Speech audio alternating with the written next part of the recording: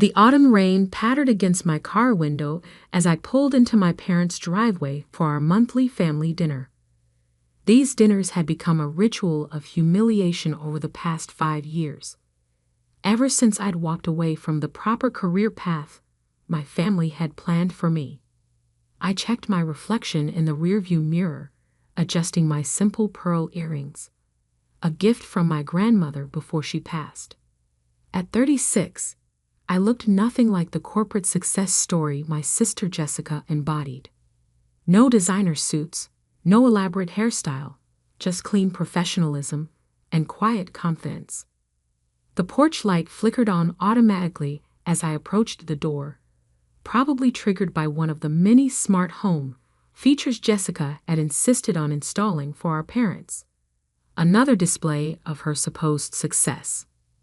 "Oh, Emma's here," my mother's voice carried through the door before I could knock. The slight disappointment in her tone was familiar. I was always Emma. Never my successful daughter or my accomplished child. Those titles were reserved for Jessica. The door opened to reveal my sister in all her glory. Channel suit, perfectly styled hair. That practiced look of condescending concern she'd perfected since childhood. "Emma, you're actually on time for once," she smirked, air-kissing my cheek. "And in the rain, too. Still haven't replaced that old Honda?" I smiled, hanging my coat in the foyer. "It gets me where I need to go." "I'm sure it does," she said with false sweetness. "Unlike my new Mercedes. Have you seen it? Company car, of course. One of the perks of being senior VP at Atlas Corp." Ah, there it was. The first brag of the evening, right on schedule. The dining room was warm and bright, set with Mom's best china. Another tradition meant to highlight the contrast between Jessica's achievements and my supposed failures. Dad sat at the head of the table, already nursing his usual scotch, while Mom fussed over the place settings. "Emma, dear," Mom called out, "we put you next to Aunt Sarah. I thought you two could discuss things." By things, she meant Aunt Sarah's recent divorce and subsequent career struggles. The failure corner, where they seated anyone who didn't meet their standards of success. "Actually," I said quietly, "I'll sit here." I pulled out a chair at the main part of the table, directly across from Jessica. My mother's eyebrows shot up, but she said nothing. "So," Jessica began as the first course was served. "I was just telling Mom and Dad about my promotion. Senior Vice President of Operations at Atlas Corp, youngest in company history." "That's wonderful," I murmured, taking a sip of water. "Of course, it's not just the title," she continued, warming to her favorite subject, herself. "I'm overseeing the merger with Thompson Industries, leading the restructuring team, basically running the whole show while they search for a new CEO. Dad beamed with pride. "That's my girl. Always knew you'd make it big. Unlike some people," Jessica added, shooting me a pointed look. "Still doing that consulting thing, Emma? Or have you finally realized it's time to get a real job?" Mom jumped in, ever the peacekeeper. "Now, Jessica, I'm sure Emma is doing her best." "Oh, I am," I said, my voice steady. "How's the Thompson merger going? I heard there were some complications." Jessica's smile faltered slightly. "Nothing I can't handle. We're announcing the final details next week. The board's very impressed with my leadership." "Interesting," I said, cutting my salmon into perfect squares. "And the tech integration? All sorted?" "Of course," she said quickly, too quickly. "Everything's proceeding exactly as planned." I nodded, saying nothing. The silence stretched uncomfortably until Mom jumped in with her usual nervous chatter about the neighbor's new landscaping. Actually, Jessica announced, clearly eager to reclaim the spotlight, I should tell you all my big news. The board called me in today for a special meeting. Here it comes. They're expanding my role. She practically glowed. Starting next month, I'll be overseeing all operational integration for both companies. It's practically a CEO-level position. Practically, I echoed. My sister's a nobody, Jessica bragged, turning to our parents. Well, I just got promoted at Atlas Corp. Can you believe it? 2 companies under my control. I set down my fork carefully, dabbed my lips with a napkin and smiled. Congratulations, Jessica. I'm the new CEO there.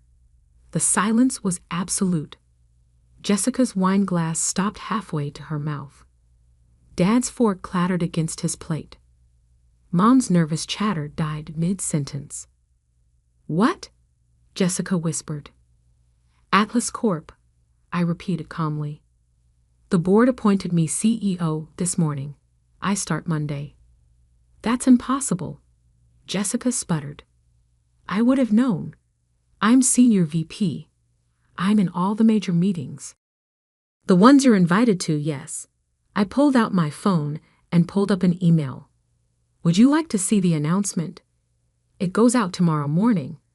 But as my direct report, I thought you should hear it from me first. Direct report? The color drained from Jessica's face as the implication sank in. Oh, and about the Thompson merger? I continued, my voice still pleasant. We should discuss those complications you mentioned, particularly the $300 million in undisclosed tech debt you seem to have missed in your due diligence. Dad's scotch glass hit the table hard. Emma, what exactly are you saying? I stood slowly, smoothing my simple black dress. I'm saying that tomorrow morning, Atlas Corp will announce its new CEO.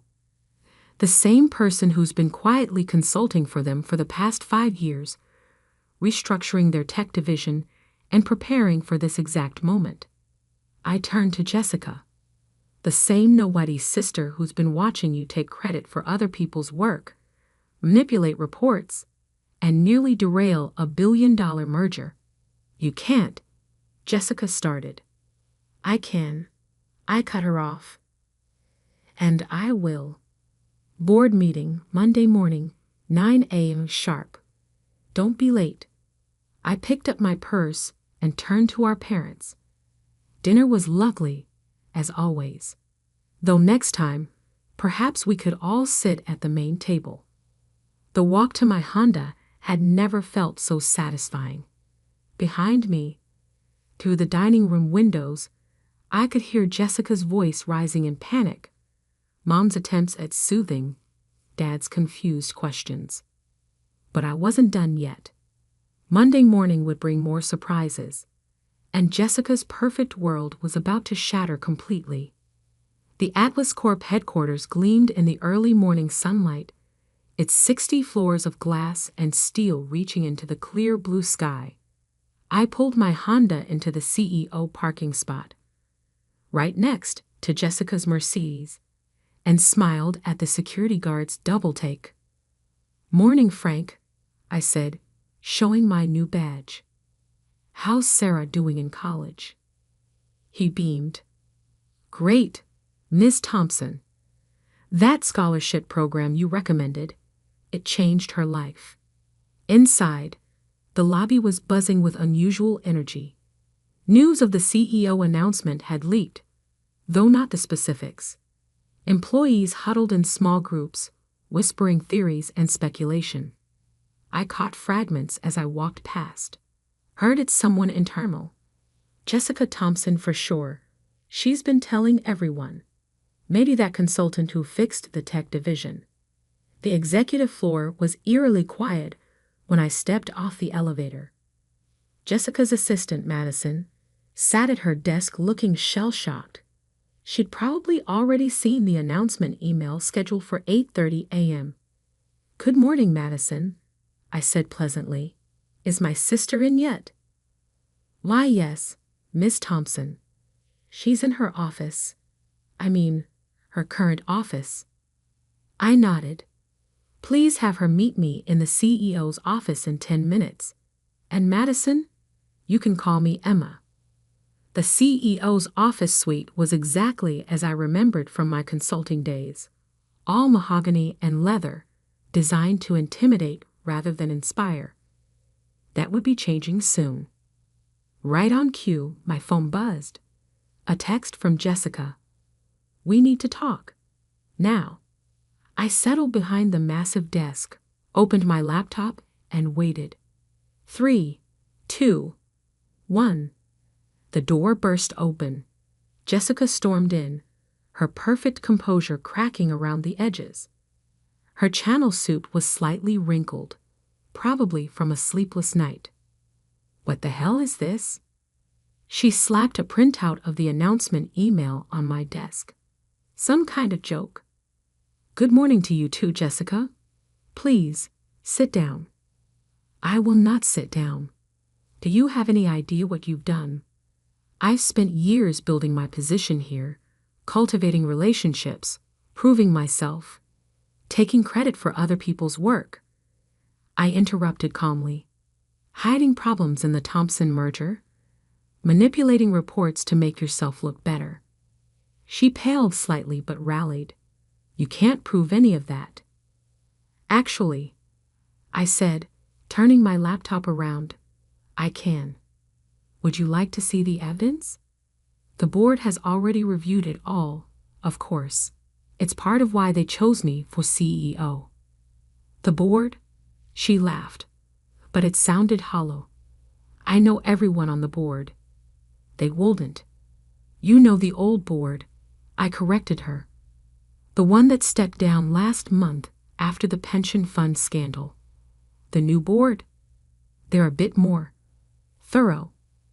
Jessica sank into a chair, her legs seemingly giving out.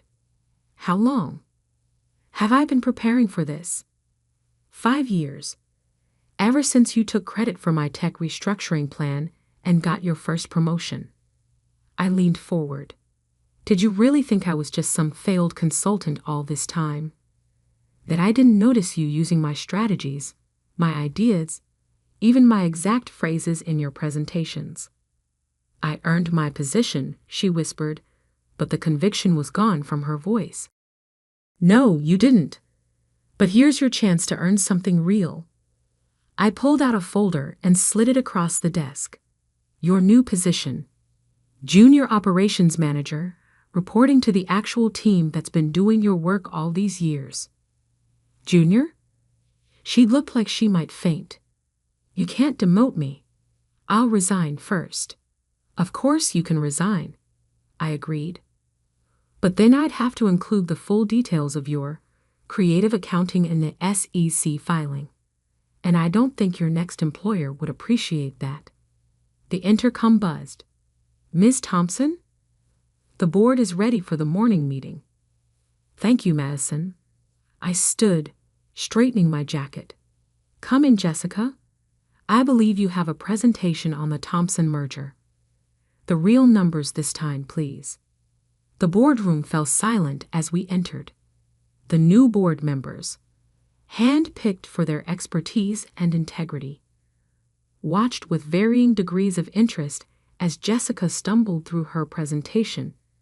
Every misleading statement, every inflated number, every hidden problem was methodically exposed. And that, I concluded after she finished, is why we'll be restructuring the merger timeline. Teams have already been assembled to address the tech debt issues that were overlooked. Excellent work, Ms. Thompson. The board chair nodded. Both in uncovering these issues and in your previous consulting work that actually kept this company afloat. Jessica's head snapped up. Previous work. Oh yes, the chair smiled. Your sister's been the architect of every major successful initiative here for the past 5 years. Though I believe you took credit for most of them. The meeting ended with Jessica looking thoroughly defeated. As everyone filed out, I caught her arm. Weekly status meeting, my office, tomorrow at 9 a.m., I said quietly. Don't be late. And Jessica? Wear something more appropriate for your new position. Channel suits aren't really junior management style. Back in my office, I began the real work. The Thompson merger needed saving, the tech division needed strengthening, and the corporate culture needed a complete overhaul. My phone buzzed. A text from Mom. Please call us. We need to understand what's happening. I smiled, remembering all those family dinners, all those subtle jabs, and not so subtle comparisons. Nothing to understand. I typed back. Just your nobody daughter doing what she does best, succeeding. The afternoon brought a parade of executives, all suddenly eager to meet the new CEO they'd overlooked for years. Each one had a story about how they'd always respected my work and never really agreed with Jessica's methods. Amazing how quickly people's memories change when power shifts. By evening, Jessica's nameplate had been removed from her executive office door. Her assistant Madison was being reassigned, promoted, actually, to work directly with me. And the Thompson merger team was already implementing the solutions I'd prepared months ago. As I packed up for the day, a final email arrived from Jessica. You won't get away with this. Family doesn't do this to family. I thought about all the times she'd undermined me, belittled me, stolen my work. About all the family dinners where she'd made sure everyone knew exactly how much of a nobody I was. You're right, I typed back. Family doesn't do this to family. Remember that next time you're tempted to take credit for someone else's work.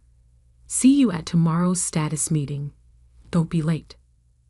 The Honda started smoothly as I pulled out of the CEO parking spot.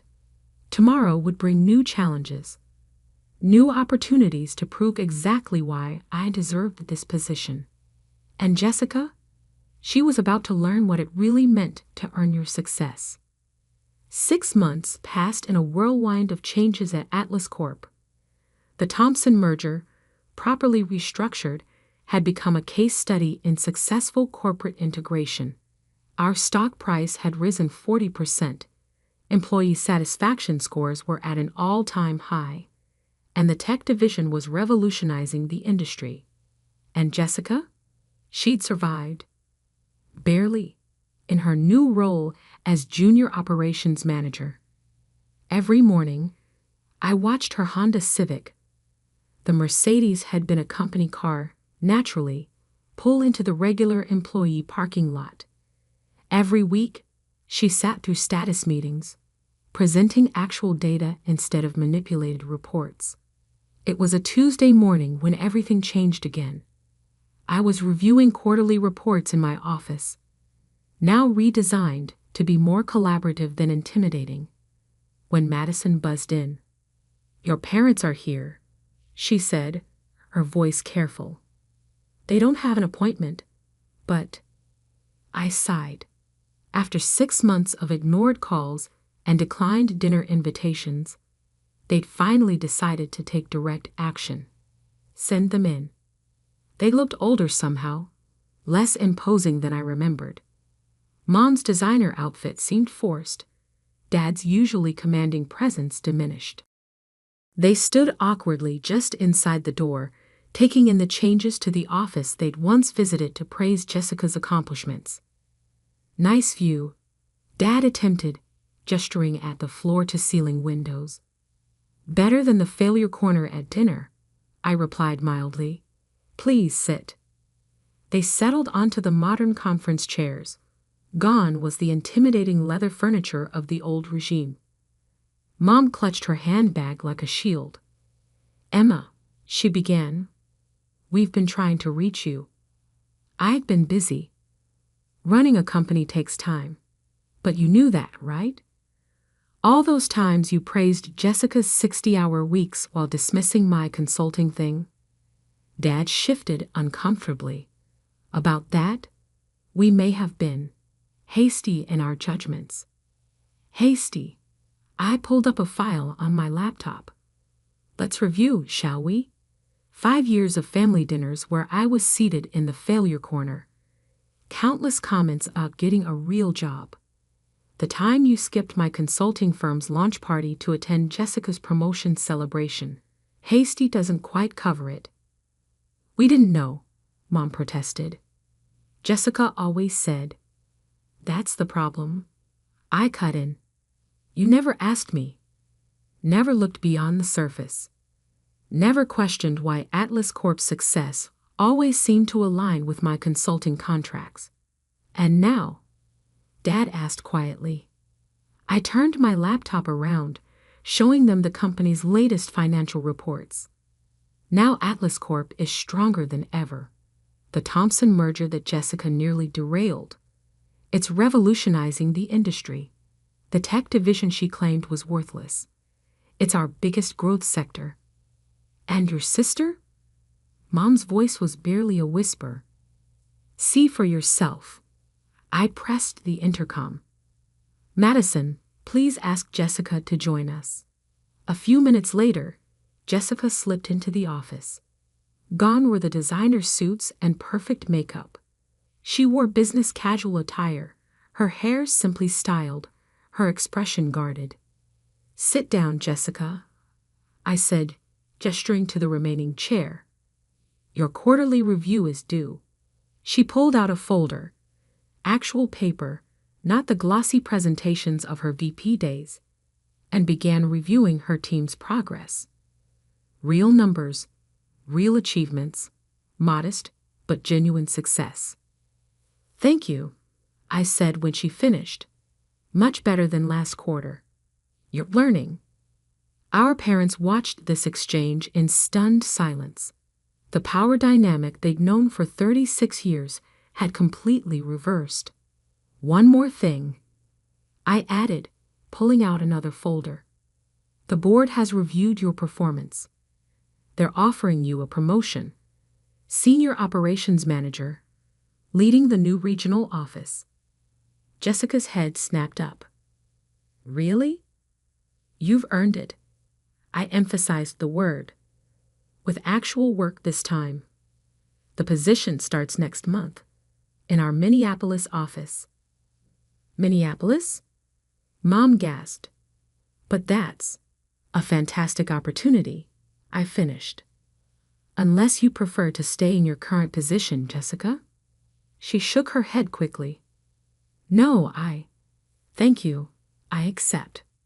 After she left, our parents sat in continued silence until Dad finally spoke. We were wrong, he said simply. Yes, you were. Can we fix this? Mom asked. I leaned back in my chair, touching the pearl earrings. Grandma's last gift. That depends. Are you ready to actually see me? Not as Jessica's shadow, not as the family disappointment, but as who I really am. They nodded, looking almost childlike in their uncertainty. Then yes, we can try, starting with dinner. At my house this time. No failure corner, no comparisons, no judgments. Just family, learning to see each other clearly.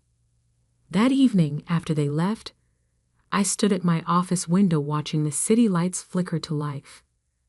My phone buzzed with a text from Jessica. Thank you. For the promotion, for the chance, for everything. You earned it, I replied. That's the difference. Another text, this time from Mom. Your home is beautiful, just like you. We're so sorry we didn't see it sooner. I smiled, touching the pearls again. Success, I'd learned, wasn't about corner offices or designer suits. It was about staying true to yourself, doing the work, and sometimes letting others learn their own hard lessons. Madison buzzed in one last time. Tomorrow's schedule is ready. Board meeting at 9, strategy review at 11, and the Thompson team presentation at 2. Thank you, Madison. Oh, and one more thing. Yes. Move the family photo from the failure corner to my desk. It's time to make some new memories. The city lights twinkled below, reflecting off the glass and steel of the building that had become my domain. Not through manipulation or false claims, but through hard work, patience, and the quiet confidence that truth eventually prevails. Sometimes the best revenge isn't just proving them wrong, it's teaching them to be better.